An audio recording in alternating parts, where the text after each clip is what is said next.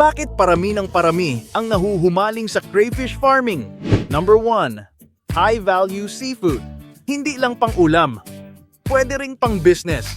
Number 2. Pwedeng pagkakitaan. Kung tama ang setup o management, may potential kang kumita from selling crayfish. Number 3. Pwedeng magsimula sa maliit. Hindi kailangan agad ng crayfish empire. Start small, learn, then expand. Number 4.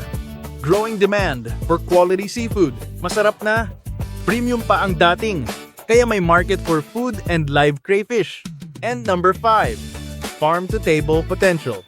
Pwede mong alagaan for food production or for breeding and selling.